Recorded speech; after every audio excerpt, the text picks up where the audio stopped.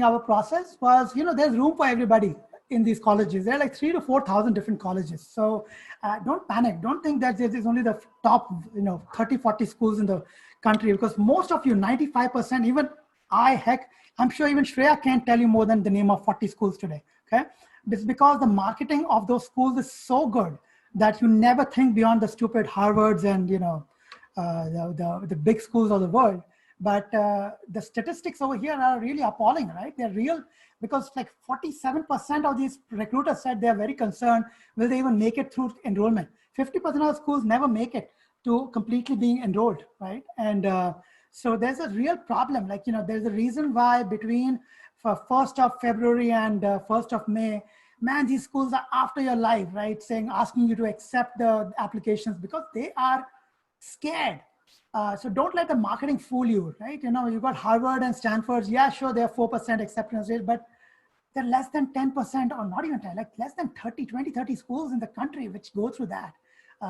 So undergraduate enrollment is, declining.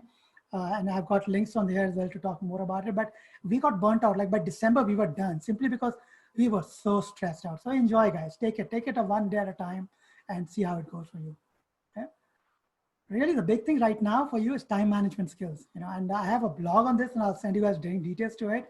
Time management is huge. I mean, waking up early in the morning, having a lot of protein, having, making caffeine is important, but sleep is super important right now, right? I know you've picked up a lot of bad skills along the way, along the years of studying, putting all-nighters, but this is the time to be creative. This is the time you need to be yourself. Really take care of yourself and work on your reading skills. I guess it's too late to tell it to say seniors. This is more of a junior suggestion, so I'll shut my trap here.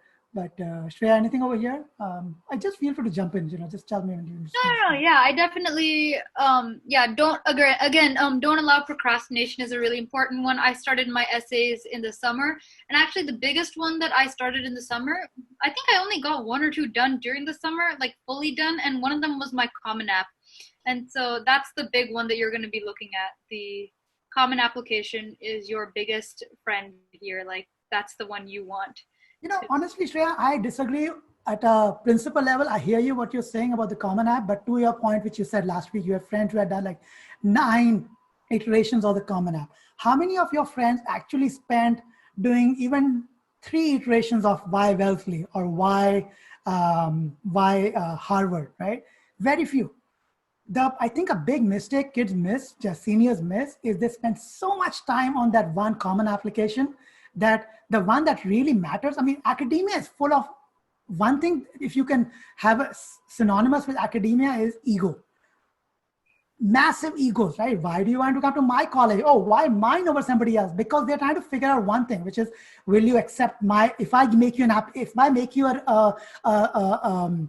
offer, will you accept or not? So they really want guys who are dedicated over there, right? That's true. And I would like, I guess I would definitely agree in that sense, because I know someone who focused so much on their common application that they wrote their why essay like a night or 2 before, and they wrote the wrong school's name in that process. Wow.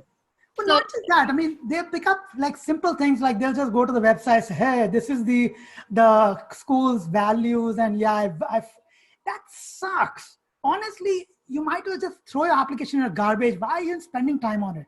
Right.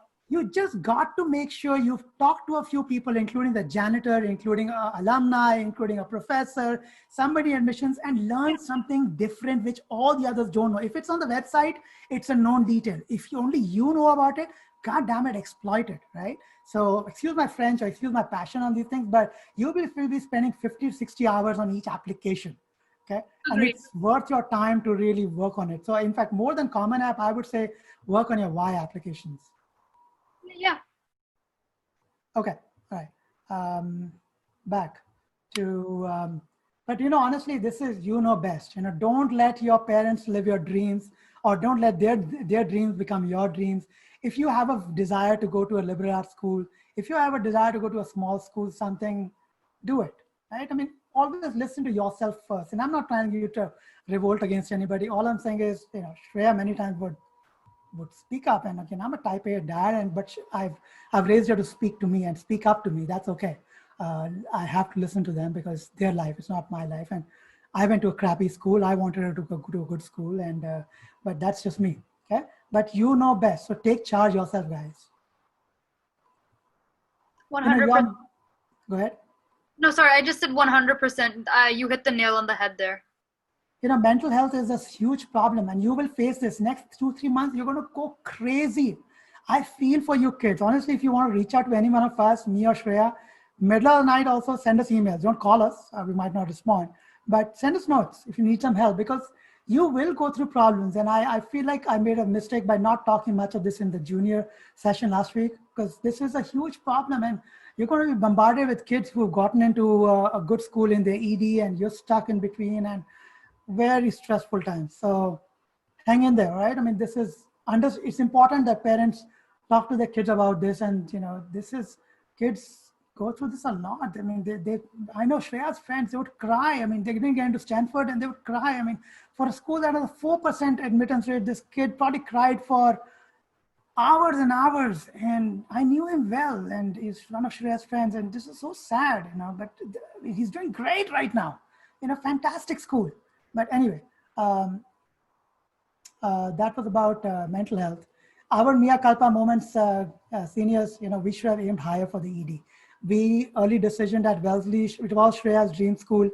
I still think we could have aimed higher if we had known some things. Like if we had known that our early decision school is going to treat us the way they did, which is they didn't give us any merit scholarship, nothing. Honestly, I would not have ED'd at Wellesley. And Shreya can disagree with me on, but honestly, I'm the one who has to pay for it ultimately.